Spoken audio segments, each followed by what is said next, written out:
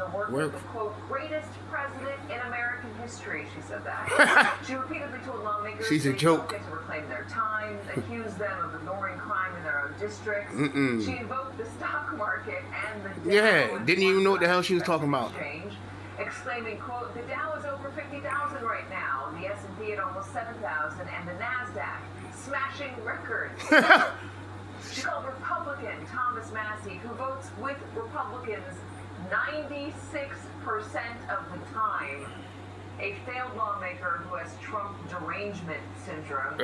When Massey tried to get answers from her about specific redactions, he argued illegally protected powerful men identified as co-conspirators in the Epstein documents.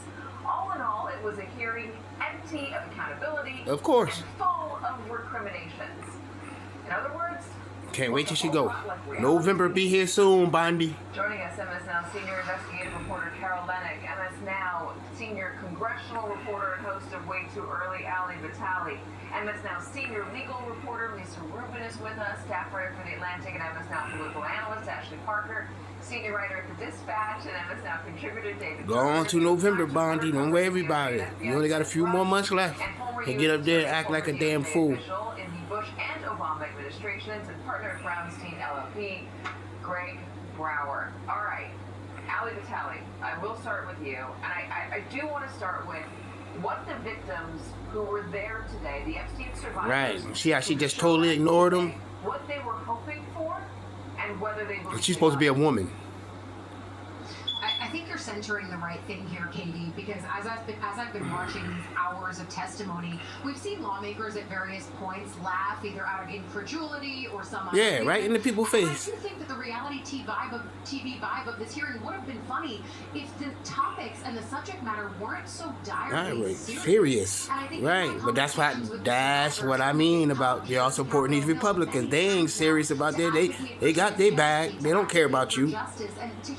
They do not care about you. So why would you cast a vote for somebody that don't give a damn about you? Of releasing the files in full by law, and yet and forced to do that. Where they feel that they have been completely ignored. At times during that hearing, Pam Bondi was asked to turn around and apologize. She couldn't even apologize to him as a woman. And I was talking to one of the survivors, Danielle Bensky, about what if somebody do that to you? I just want to play for you part of our conversation. Karma's a motherfucker. Let that shit happen to somebody in your family. I hope it do. I hope somebody in your family get molested, so you can see how it feels. We've seen people cross the aisle. Might need to molest you. Well, yeah, I don't know who would want to, but maybe some bum. Don't let this be about politics. Please keep this personal and make it personal for your story. Right. It ain't never been. Her politics is personal. Like I said, you think she married to Donald Trump the way she acting. Nobody acting like that behind no man unless you getting something. Knowledge survivors is just, I mean, it's beyond disheartening and a slap in the face.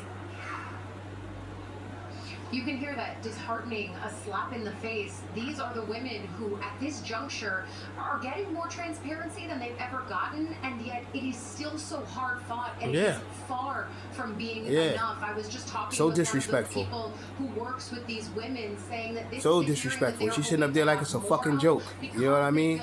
America, this is what your tax money is paying for. Come November, change this. It's in your hands. Change this. You don't have to deal with this.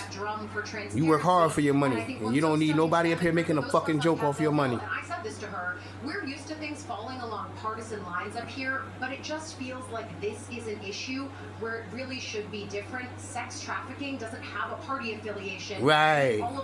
That's why I said I don't even understand why the Republicans was up there even up there asking questions. It shouldn't have been, because we already know their stance on that. So why did you even bring them up there to ask her defer questions elsewhere? That don't even make no sense. Yeah, Danny Bensky said this morning, this time it isn't a monster doing the exploiting, it's our own government. It's our own government.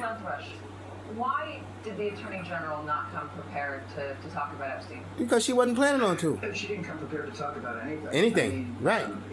I think she ain't nothing new. Prepared to deal with what she That's why I said we can't deal with this again. Come November, man, make your decision, man.